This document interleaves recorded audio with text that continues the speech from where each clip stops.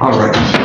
The court calls 24-02051Y, People versus Robert Schultz. Very good, yeah, people. We're here by special appearance, Your Honor, and remain in honor and not to argue but to challenge authority. Your name? Chauvin Robert Lewis. Okay. This is the date and time set for a preliminary exam. Mr. Chauvin appears here on his own. As we've done in the past, Mr. Chauvin, I need to make sure you understand your rights today with regards to the potential to be represented by counsel. We've had this conversation before, correct? I do not consent to any statutory authority presumed by this court. Okay. We've had that conversation before about your right to have an attorney? I am representing the all caps name, Your Honor. I am the attorney. Okay. Do you want to have an attorney assigned to you? No. Right. You understand that if you wanted to, the court would have the Michigan Indigent Defense Counsel assign you. I understand that. Okay. You understand also the challenge of the crime that you're charged with? Yeah, I don't understand that. The maximum penalties? It's a felony charge of non-sufficient funds check that occurred on or about May 31st, 2024. Maximum penalty is up to 2 years in prison and a $2,000 fine or 3 times the amount payable, whichever is greater. You've heard all of those maximum penalties before? I have. You have any questions about that? No. And having heard those maximum penalties, is it your request today to proceed on your own without counsel? Yes. Okay. You know that I have to treat you as if you had an attorney, correct? Yes. Okay. You know that I can't assist you in any way as we go through this hearing. You're going to have to question witnesses on your own. You make the decision on whether or not you want to testify. You understand all that. I do have the right to question. You do? Yes. Okay, you do. But I won't be able to help you with that. Right. You understand that? Okay. Have you ever gone through a court hearing previously? No. Okay. Have you looked into what a preliminary exam entails and exactly how this is going to go procedurally? You briefly explained it to me last time we were here. Okay. Do you have any questions right now about the process? Well, my first question is, my question really regarding the whole thing is, I don't know if she is, Who's she? the prosecuting attorney is capable of even speaking in this way. I'm not sure if that's what you mean. My question was about a preliminary exam. I'll let you can make your motion here in a moment if that's what you're getting at, but do you have any questions about this preliminary exam? No. Knowing all of that, all the understanding and explanation that I just gave you, your decision today to proceed on your own. Yes. Yes. Buckle up, guys. Today we're stepping into a courtroom where the defendant chooses to represent himself, but immediately challenges the court's authority. From refusing appointed counsel to questioning the prosecutor's legal standing, the hearing takes an unusual turn before the evidence is even heard. Watch closely, because what begins as a routine preliminary exam quickly becomes a clash over procedure, authority, and the defendant's understanding of case. All right, you want to bring up a couple issues? Yes, I have an issue with the fact that under the bankruptcy of the United States of America, does the prosecutor have bonded fiduciary or sworn trust? Does she act as a prosecutor with bonding and act as a trustee for the United States? So is she able to do that? Are you asking me a question? Yes. Okay, I'm not going to answer any questions. You have a motion that you want to make. Are you challenging something? And yes, saying that the court should move in one direction or another? I'll make a decision on that. I would like to make a motion to challenge the validity of the prosecutor being able to prosecute this venue. Based on what? Based on what? Based on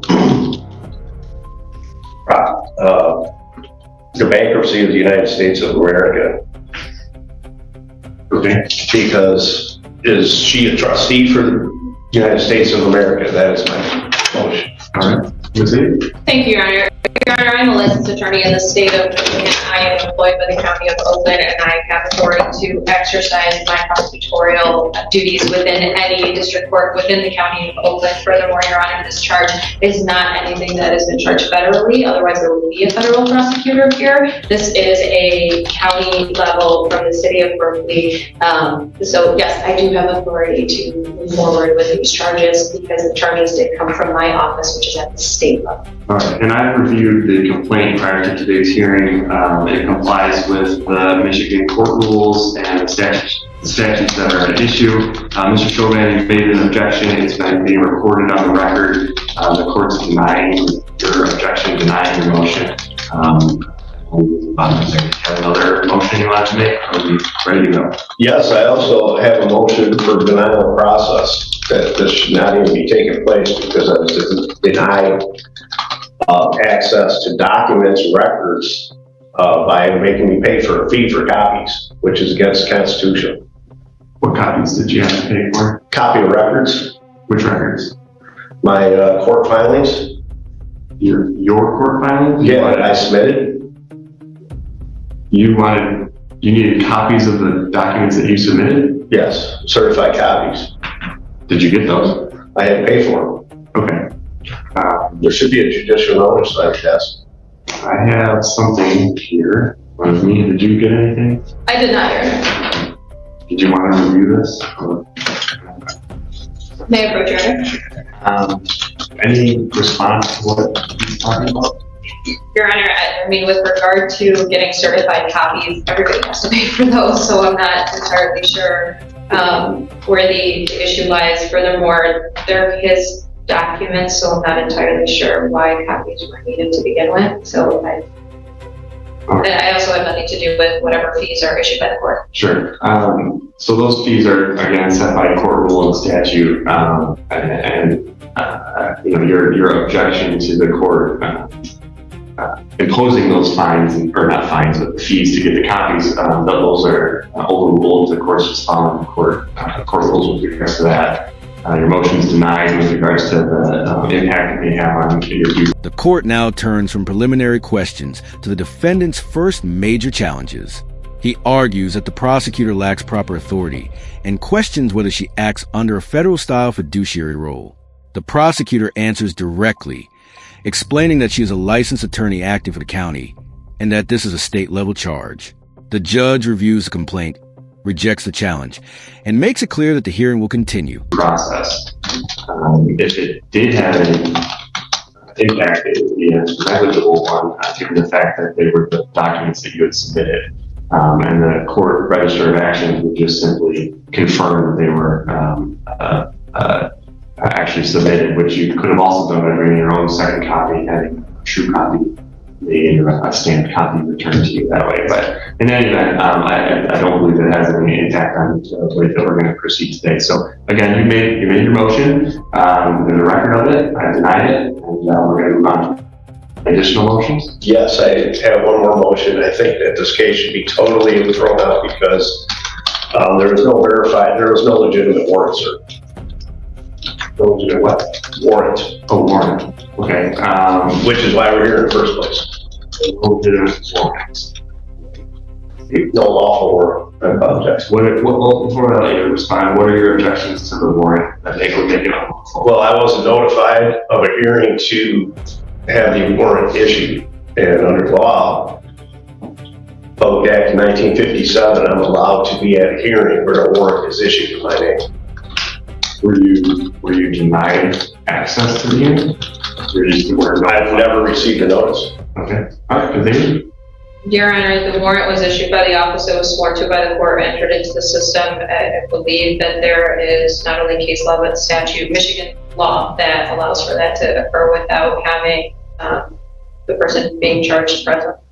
I agree. I'm going to, again, deny your motion. You made a record of it, though, and that's the court's ruling. So any additional? No. All right. Then everyone can have a seat. And did you want to call your anything from you? Yes, Your Honor. I would just ask for a mutual sequestration. I'm not sure who this individual in the court is. Okay. Who's in court with you? This is my wife. Okay. Is she a potential witness in the case? Your Honor, is this Kimberly Chauvin? Yes. She's listed on here as a witness, so I'd ask that she be sequestered as well. Okay, any comments about that request? She kind of helped me with counsel though, so. Okay, she can't do that. She's not, is she an attorney? No. Okay, so she can't do that, so that's not a basis for me to deny the request. So the reason that we'll have everybody step out on both sides, so that any of your witnesses except for the officer in charge would also need to be out in the hallway, is that all the testimony will then occur and then we'll be able to hear it and have that influence the way that they're going to testify. So on that basis, the motion to sequester witnesses is granted. So Ms. Chauvin, you'll need to step out in the hallway and we'll get you when it's your turn to come to the testimony. Okay? All right. Your first witness. Thank you, Your Honor. People call Matthew McBride. All right, so before you get seated, if you please raise your right hand. You solemnly swear or affirm the testimony you give today will be the truth, the whole truth, and nothing but the truth. I do. Put your hand down and have a seat. Defendant is not finished. He raises another objection, this time claiming his due process rights were affected because he had to pay for certified copies of documents he had filed himself. The prosecutor explains that those fees are governed by court rules, and the judge agrees that the charge is not meaningfully affected by the copying issue. Then the defendant raises an even bigger challenge, arguing that the warrant was never lawfully issued or properly noticed. Once you do get seated, if you can state your first and last name and provide the spelling of both for the record. Sorry. Jeez. Can I break this? Sorry. Tony's. Sorry. Matthew McBride, MATTHEW MCBRIEN. Go ahead and say you. Thank you, Your Honor. Mr. McBride, where are you employed? Credit Union 1, Berkeley. And is that located at 28845 Woodward Avenue? Yes, it is. You indicated that's the city of Berkeley? Okay. And what is your job? I'm a teller. And what are some of your duties and responsibilities as a teller? Handling transactions mostly, but I also do some I count the ball if the managers are around and stuff like that. Okay. And how long have you been employed there? 5 years, a little over 5 years. I'm going to draw your attention to May 31st of 2024. Were you working that day? Yes. And are you familiar with a Robert Chauvin? Yes. Did you see him in the courtroom here today? Yes. Can you please point to him and identify something he's wearing? I guess a pale shirt. Thank you, Your Honor. Let the record reflect that the witness has identified the defendant. Without objection, the record is certified. Did he come into the bank on May 31st? Yeah, I came through the drive-thru. Through the drive-thru, Yeah. okay. And why was he there? He was there to deposit a check and then make withdrawals. Okay. And I'm showing you what's been marked as People's Exhibit 1. And Your Honor, let the record reflect that I'm handing copies of all People's Proposed Exhibits to defendant. May I approach the witness, Your Honor? Yeah. Thank you. Please take a look at that. And is that a copy of the check that was provided to you on that date? Yes. Did he also provide a copy of his ID? Yes. Your Honor, I am showing the witness People's Proposed Exhibit 2. Your Honor, may I approach? Is that a copy of the ID that was provided to you? Yes. Your Honor, I move to admit both of People's Proposed Exhibits 1 and 2. Any objection, Mr. Chauvin? No. All right, records are so admitted. Thank you, Your Honor. Now, when someone comes through the drive-through, is there a camera or can you see them? Both. There's cameras and there's a big window. Okay, so how were you able to see Mr. Chauvin? Through the window. Yeah, I think he came through lane 4, which is pretty clear view. And once he provided copies of the check and his ID, what happened next? So he did, I handled deposit and then he wanted to do multiple cash withdrawals. Okay, and what were the amounts of the withdrawals, if you recall? Honestly, it was a long time ago. I don't recall the exact amounts. That's fair, isn't it? Yeah, but I think there were like 4 or 5. There were 4 or 5 withdrawals? I believe so. Okay. Which is a regular occurrence with his transactions. Okay, so you've been to that credit union before? Oh yeah, many times. Okay. And did you provide the withdrawals to him? Yes, And how were they provided to him? in envelopes, like different denominations. Okay. Usually ask for certain amounts in separate envelopes, so And it was cash? yes.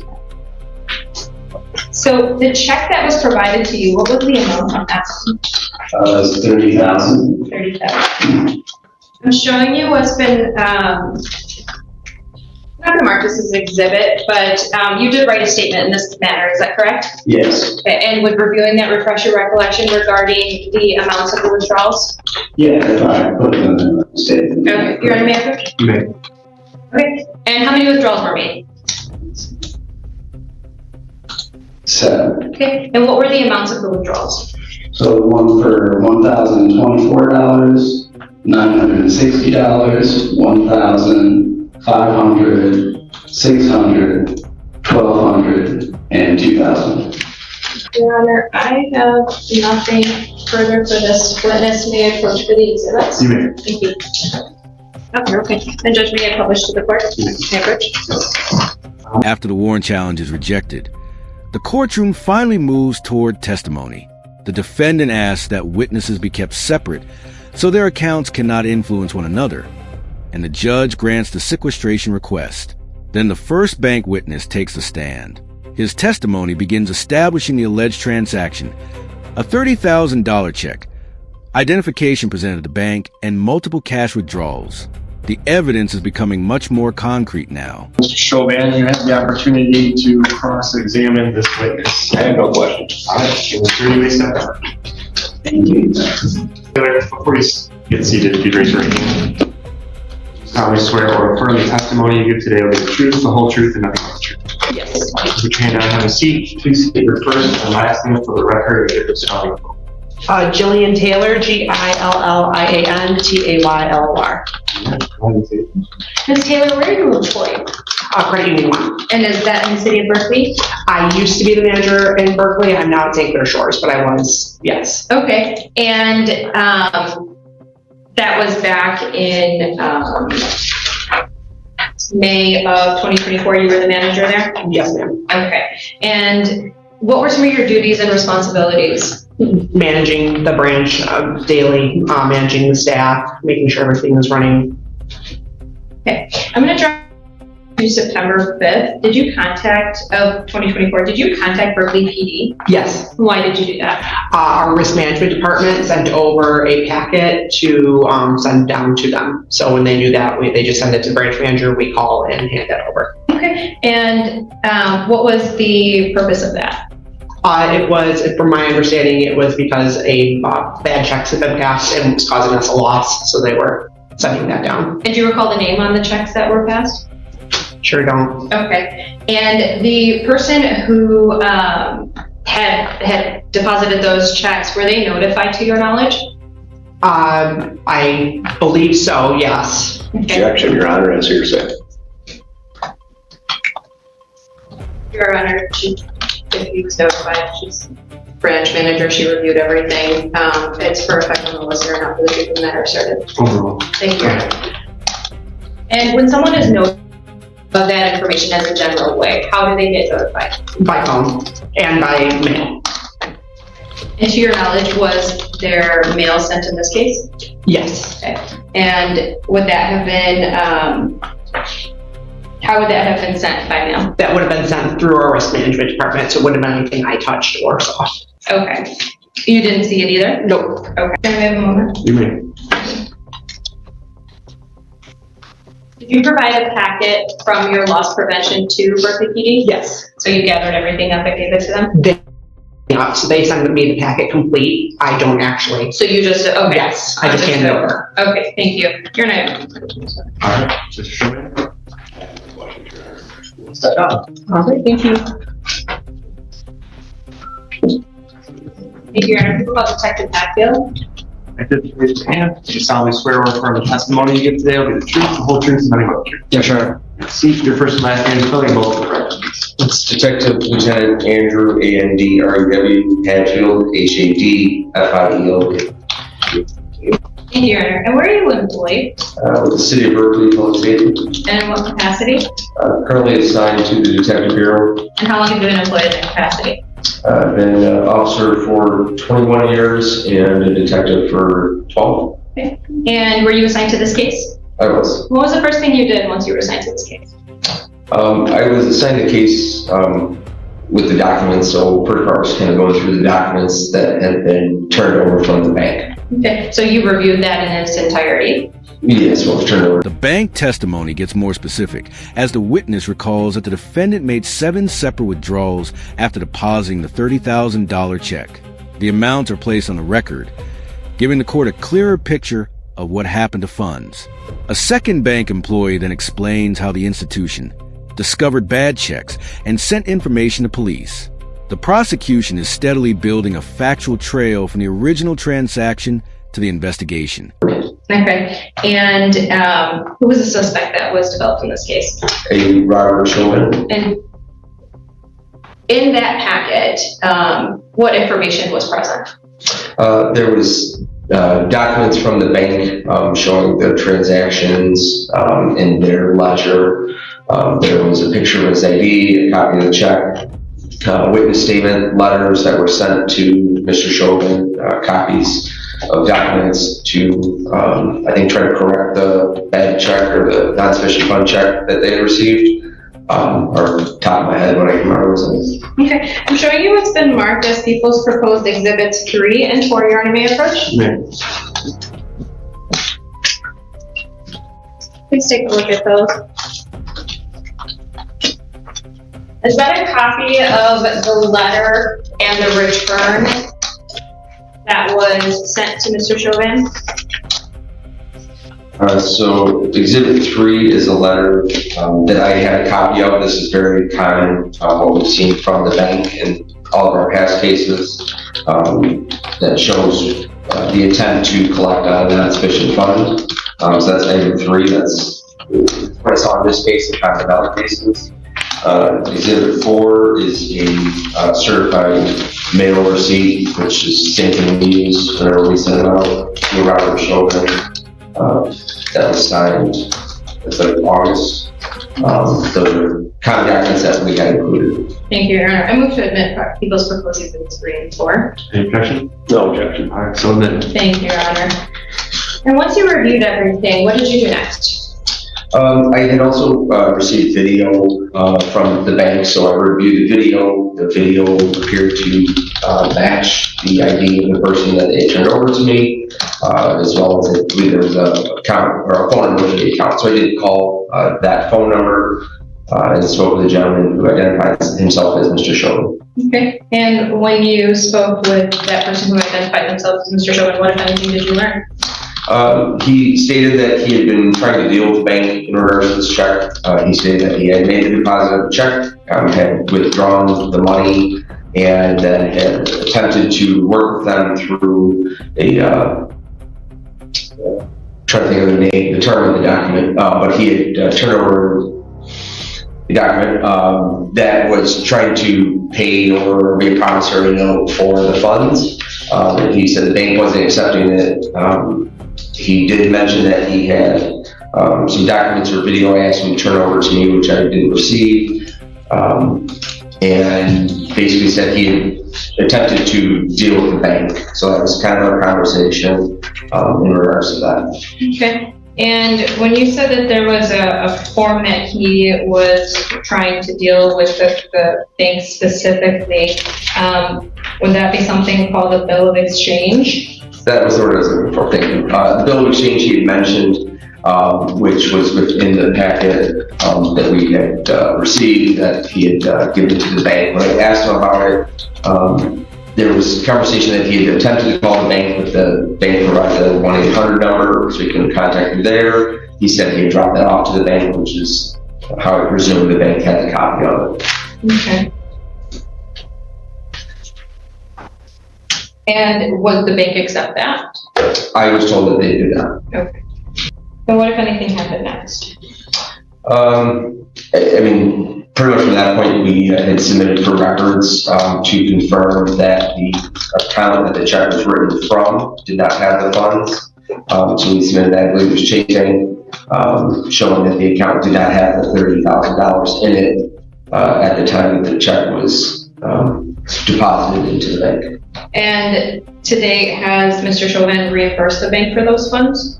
Not to my Now the detective takes a stand, and the case moves from the bank's records into the police investigation.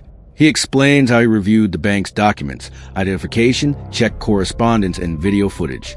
He also contacted a man who identified himself as a defendant, who said he had tried to resolve the situation using a bill of exchange.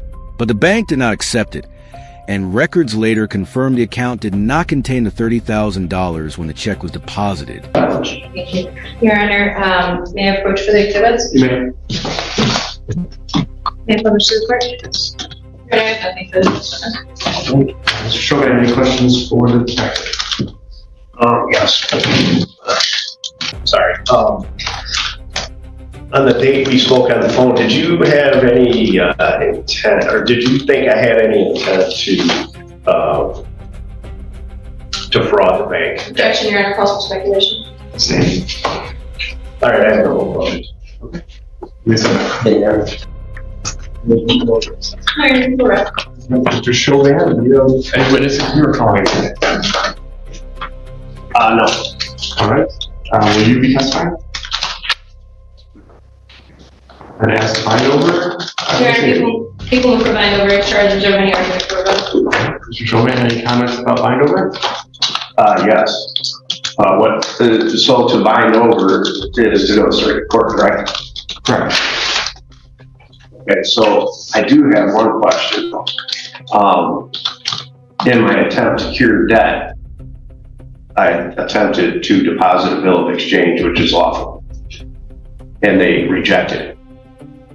So why is that not taken into consideration here?